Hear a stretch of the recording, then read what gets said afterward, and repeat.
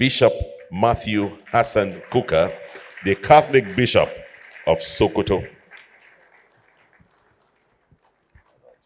Thank you, Henry. You know, I was moving very closely. There's something I need to say, which I shouldn't say, but I will say because the Sultan is here. You and Eugenia are Catholics. Unfortunately, if I ask you for tithe for all the 3 events you've had this week alone, I will build a cathedral. But the problem with asking you for tithe is that every Monday morning, the Sultan and I have a debate because he insists that I should bring the tithe I collected on Sunday to him. And I've kept telling the Sultan, let's have a Sokoto diocese and Sultanate joint account. But he said, no, that one is not possible. Chairman is out of the place, Mr. President. Please let me, for obvious reasons, as you can see, I'm not as tall as Monguno. Let me please stand on existing protocols. I'm going to do very quickly. I will not read my review in full, largely because time is already gone. But look, in this book, I see 3 sides of the brain of General Irabo. The first is maybe based on where he comes from. You know, all that Agbo, Ogwashuku, Asaba, Ibuzo area, it's a deeply Catholic environment. So, and one side of his brain, I suspect, has very deep Catholic content, and that comes across towards the end of the book. Then you have the military component, which speaks about the issues that are in the book. Then, of course, you have the intellectual component, which takes about 150 pages of the book, which is literally like reading the book by a professor of political science. I think that the sentiments that have been expressed, and General Monguno, like I said to you, 2 years ago, I published a book titled Nigeria's Elusive Quest for National Cohesion. And it's a collection of about 16 or 17 of convocation lectures I delivered across the length and breadth of Nigeria. What struck me, I never delivered one lecture twice, but what struck me when I was putting the papers together was that for over 10 years, I'd literally been obsessed with the theme of national cohesion. So you strike the point. That's why I said I'll keep clapping until you arrive. Now, this book, the first perhaps 100 and so chapters, the problem I had with the book is that it's actually only yesterday that I saw a copy of the book. General Rabo sent me the electronic copy. Unfortunately, the electronic copy, for economic reasons, because I'm a priest, I didn't want to waste too much of my money. So I reduced the type font. And that meant the pages were also severely reviewed. So in my review, my pages are not the same with the pagination in the book. Last night, I tried to review my review up till about midnight. And then I thought, should I go and start looking at the pages? It got too tedious, so I stopped. Anyway, this book is 285 pages. And President Obasanjo has already made the point on page 4 in italics when he said, I am hopeful that this contribution to the body of knowledge will serve as a value addition to the process of peace, security, and development of Nigeria. Everything else in the book is literally a detail. Now, the book has 14 chapters, and the 14 chapters are divided into 3 sections. The first section is titled The Ghost That Lives in Us. And then the second part is the Boko Haram conundrum. And the third part is titled I Set on Tomorrow, which for me is perhaps the most important part of the book. Because not only is it futuristic, it admits the broken dreams of Nigeria.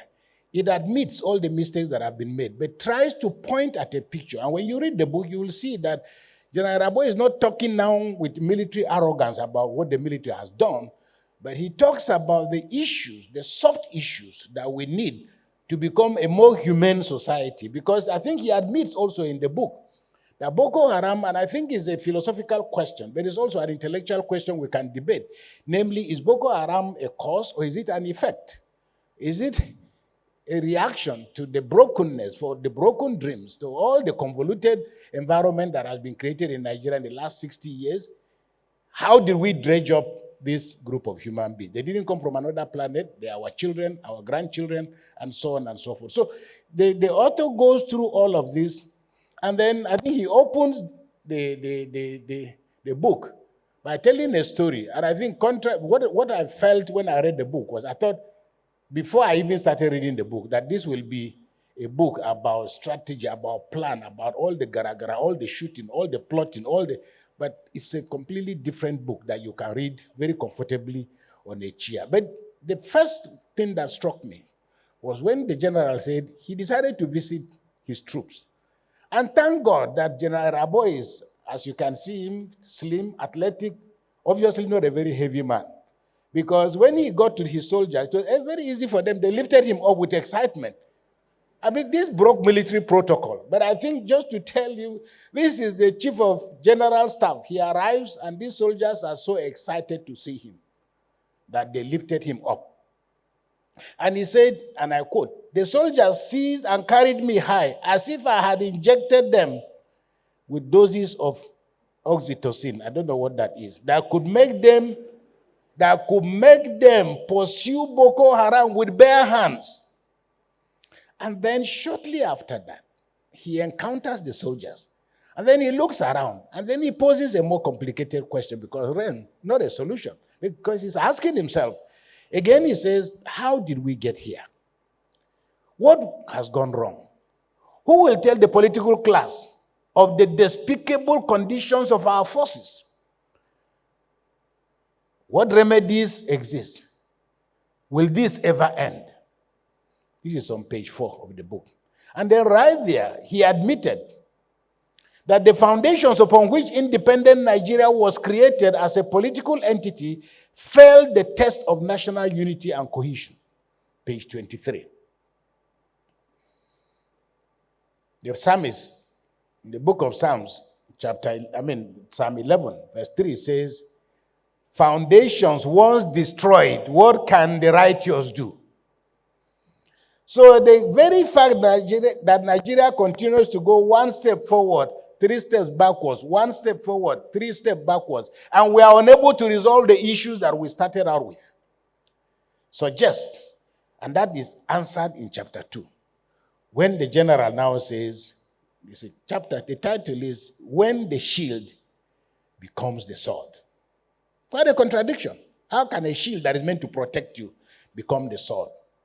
And he says, in talking about Nigeria's fractured history, talking about the military coup, he says, and I quote, "The author admits that the 1966 coup is a very sensitive issue because it has created myths, rumors, conspiracy theories around the origins and the plot of its victims.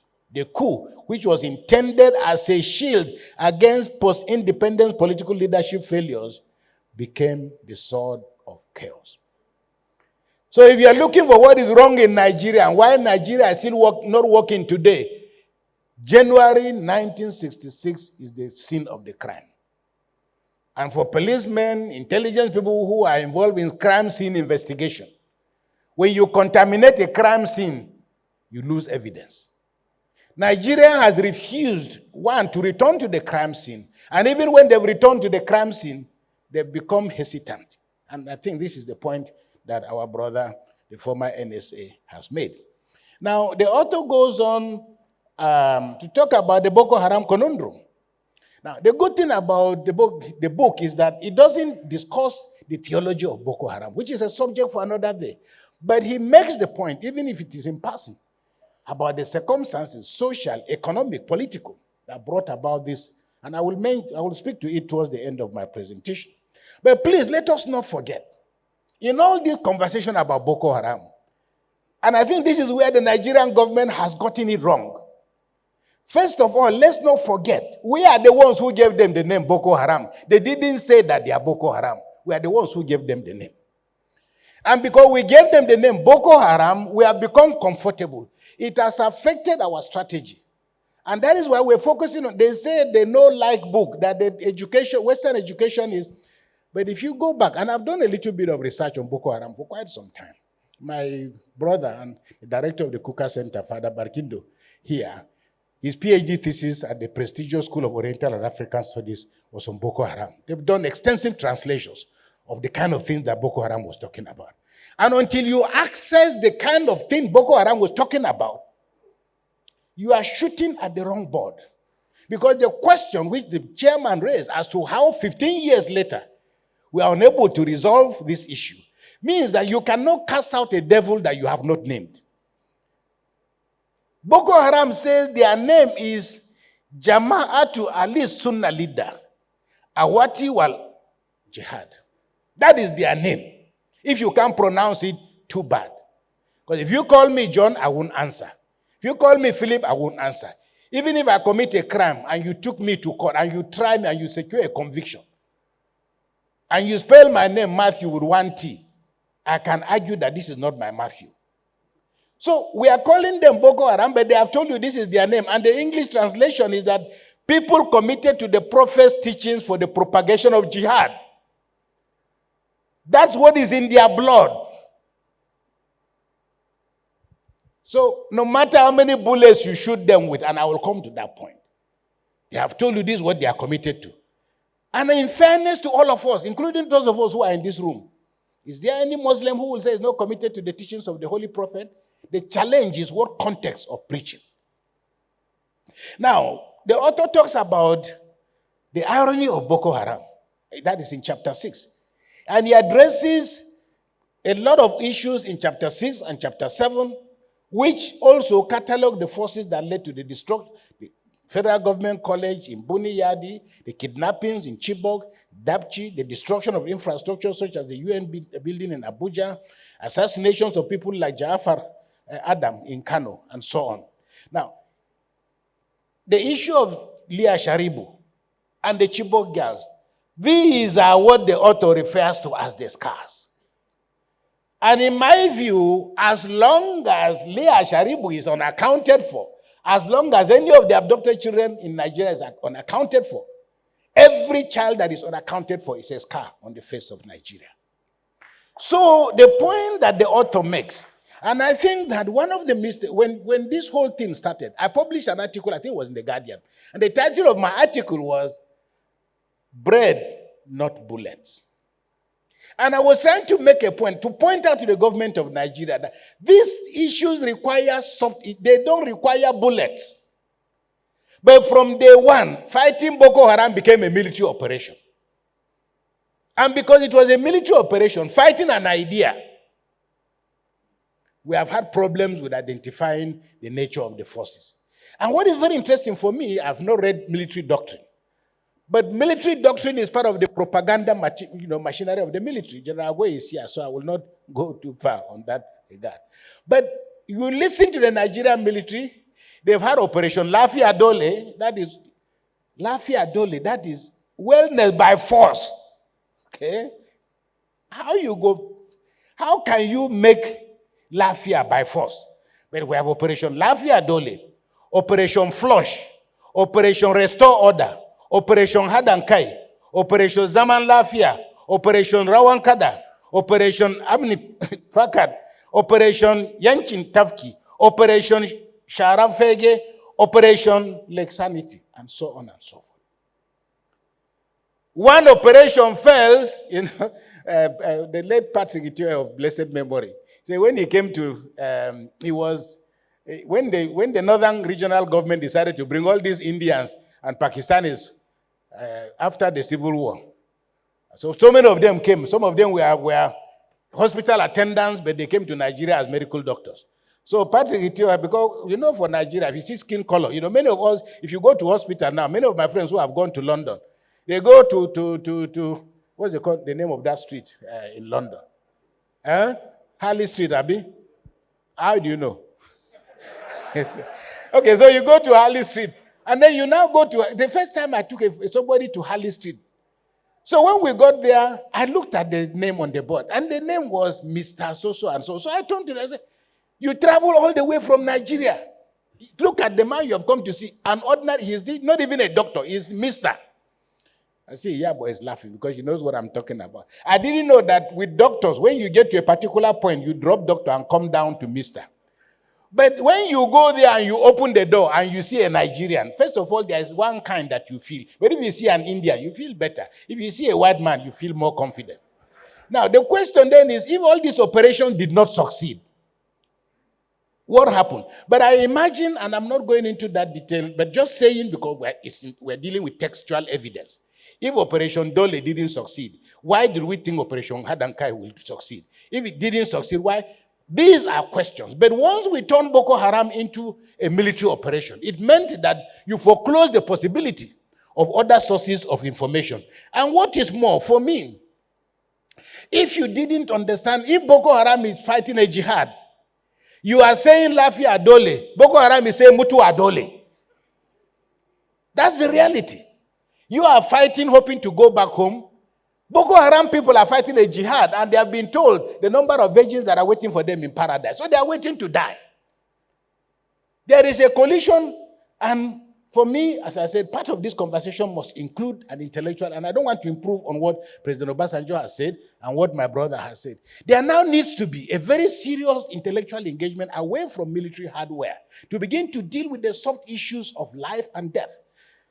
So let me run through, because I think I'm probably running out of time. I'll go to chapters 11, 12, and 13, where the author talks about what he calls eyes set on tomorrow. And this is where, when you read this section, that's why I say there is an aspect of it reads like the writings of a priest. Because it's not, you're not reading what a soldier is saying, but you're reading what a human being is. Because now, with experience, and with all the threats and all the scars, the author is now coming back to say, listen, there is another way. There's another way for us to be in peace. He deals with issues of security, national reconciliation, political orientation, patriotism, judicial reforms, structural reforms, good governance, a recommendation that the author makes if we are to reverse the ugly trends that Boko Haram has inflicted on us. But one of the things that you take away from this book, and I'll try to just make 3 or 4 points. One of the things you take away from this book is the urgency of what is called soft power. Professor Nye is dead now. He was the president of the Kennedy School when I was a student. He came up with this idea. You know, the military are talking about asymmetrical warfare and so on, but he was the one who developed that notion. But then later on, he realized that it's not, American guns cannot bring peace. So he came up with a concept that is called soft power. That is that, isn't it better to take on the human issues? And it's almost akin to a book written by, what's his name again? It's about globalization. And the guy makes a point about the ambassador of Israel. No, the American ambassador. When McDonald's opened an office in Tel Aviv. So they went for the ceremony.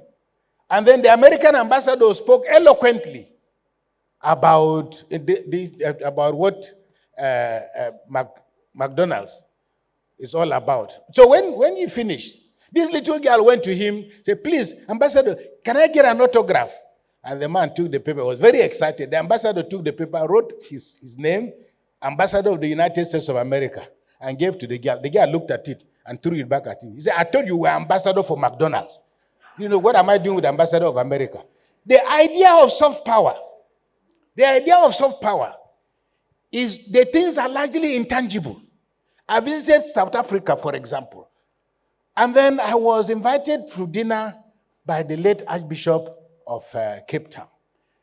While we were, he told me, he didn't tell me, but the food was very, very well cooked. All of a sudden he said, I want to introduce you to my cook. The lady came out wearing a jersey, a Super Eagles jersey. It turned out that she was the chairman of the Super Eagles Supporters Club in South Africa. in her locality. I went to a shop in New York. I bought a shirt. I remember it was a very cheap shirt. I think it was $40 or so. I went to the counter. The man looked at my card. He said, where are you from? I said, I'm from Nigeria. He said, I'm taking off $10 because of JJ Okocha. Soft power is about the things that are intangible. And as jollof rice is doing, and a lot of other things are doing.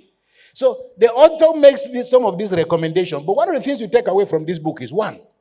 You remember all of us, there was a general myth that said that people who went into the army were people who couldn't study physics, they couldn't become medical doctors, and so on and so forth. The high point of it, of course, is Fela's record. Zombie, oh zombie. Zombie no go turn unless you tell him to turn.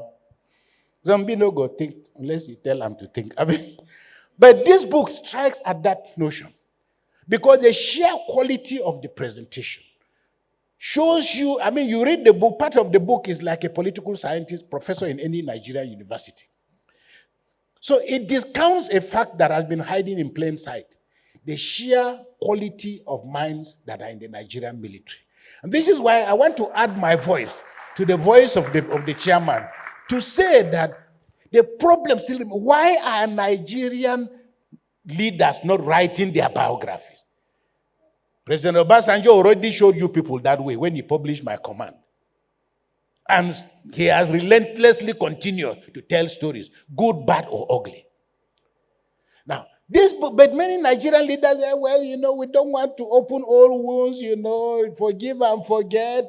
We have forgiven. We cannot sleep because the dreams of Nigeria that we dreamt about is becoming a nightmare. Because there is a saying in Hausa, please don't, it's rather vulgar.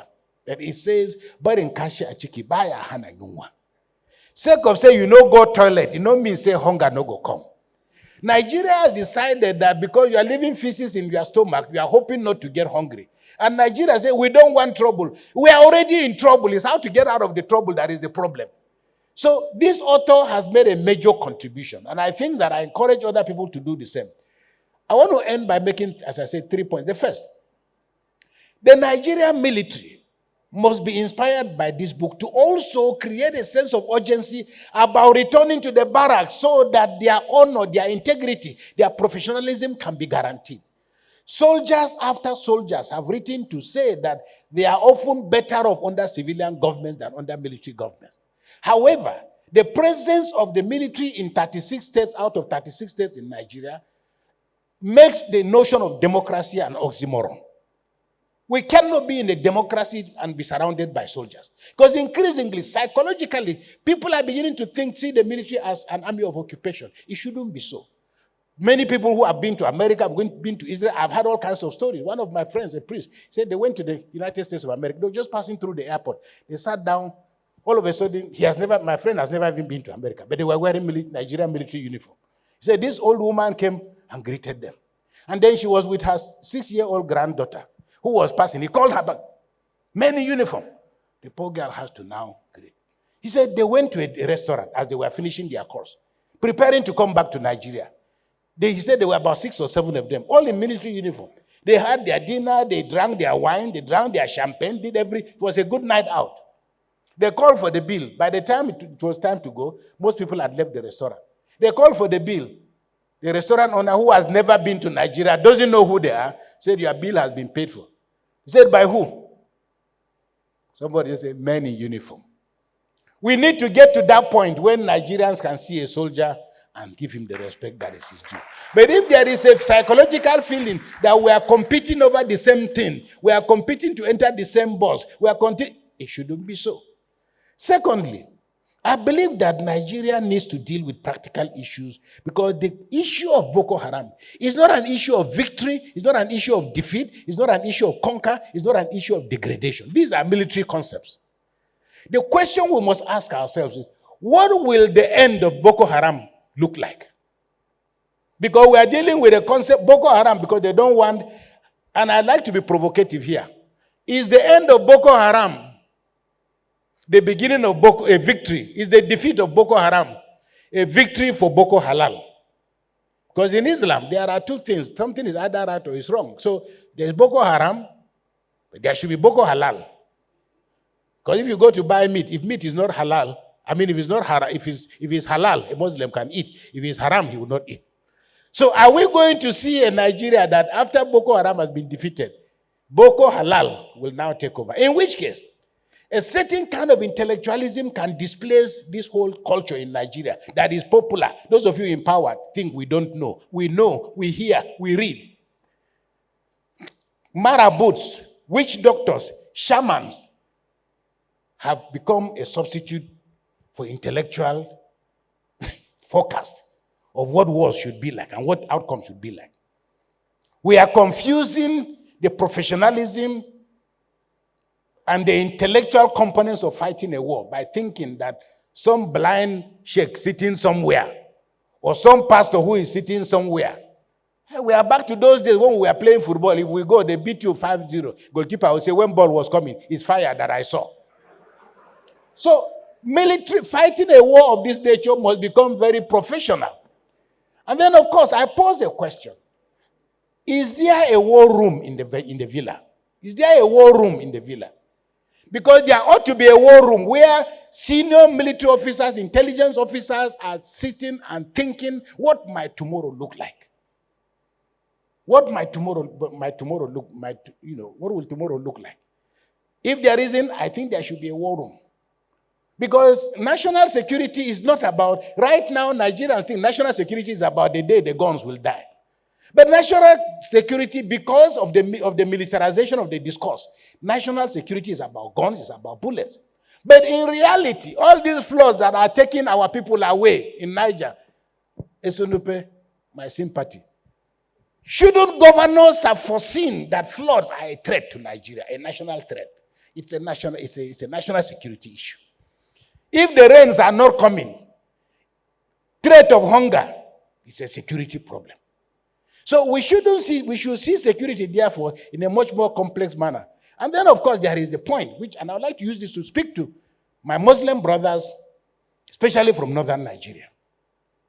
Islamism, that is what is called political theology. In Christianity, it could be the same thing, but political theology, that is the instrumentalization and the skewed usage and manipulation of religion as a tool for governance. Nigeria is in a democracy. And there is a way that good Muslims can participate in democracy and good Christians can participate in a democracy. But the idea that we want to use religion to enforce power is what Islamism is. It has become destructive to the religion itself. Okay? Suddenly now, in this day and age, we are here. I live in Sokoto. One day, I think we were talking, and the Sultan even corrected, we were talking about the number of people, because everybody is talking about they're killing Christians. Yes, they are killing Christians. But when are we going to come to a point in which they are killing Nigerians? So Islamism threatens to destroy the foundations of Islam as a sacred religion. And we must collectively insist, because this is where Boko Haram started from. And this is why the danger, northern politicians, please remember, okay, Meitasine, what happened in 1982? The relationship between Abubakar Rimi and Muhammadu, who became Meitasine. Again, we give these names. The man's name was Muhammadu Marwa. But Nigerians call him Meitasine, whereas the man's name is not Meitasine. The only thing was that Sine in Hausa means to curse. And because the man was always saying, if you are not doing God, curse on you. People started calling the one who is always cursing people. They say, Meitasine, that is the guy who is always cursing people. In the vocabulary, in the literature today, that is the name by which he's called. But it was a result of the breakdown of his relationship that began the process of Meitasine and the violence it brought. Secondly, what is now Boko Haram? Let's not forget the killing of Muhammad Yusuf, who was a friend of the governor, and the relationship broke down. The point I'm making here is that we religious leaders and the political actors must also come to terms with the fact that there are boundaries. And if these boundaries are not respected, you can pay the imam, you can pay the marabut, you can pay the bishop, you can pay whatever money you want to. Good governance is not about how much we are dispensing. Finally,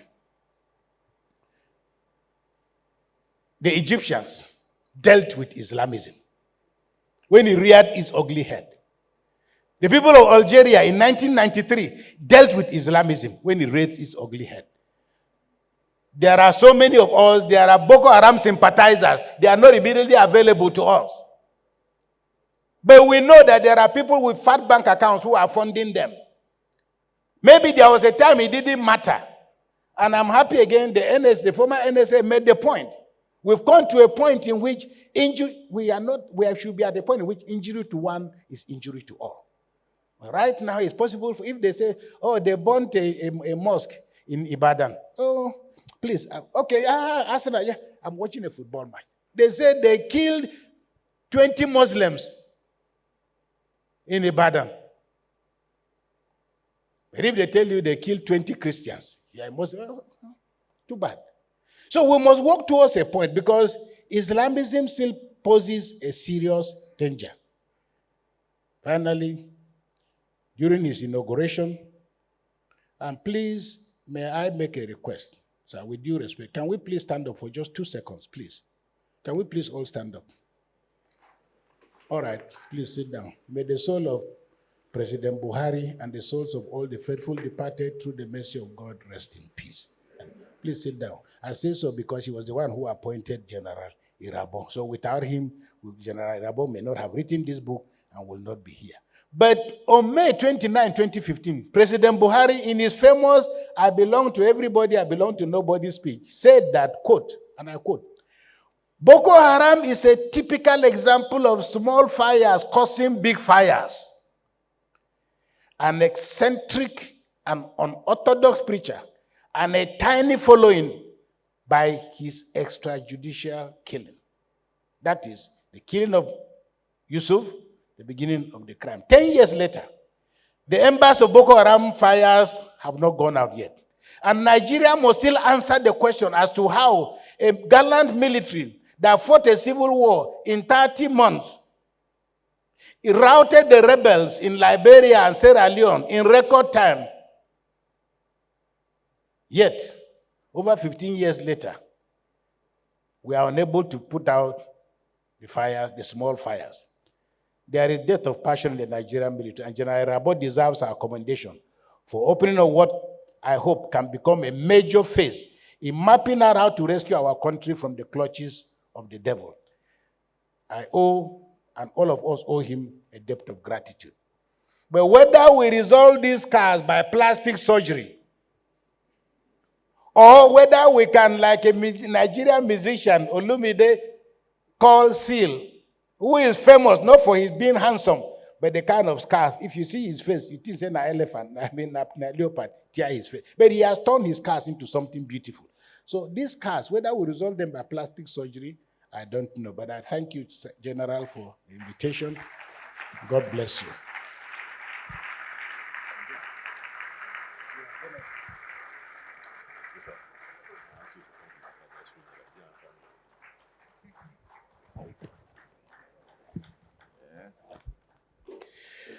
Wow.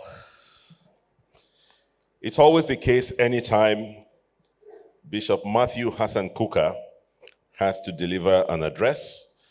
And this book review, I think, has gone beyond extraordinary. We need to applaud him and give him the deserved round of applause.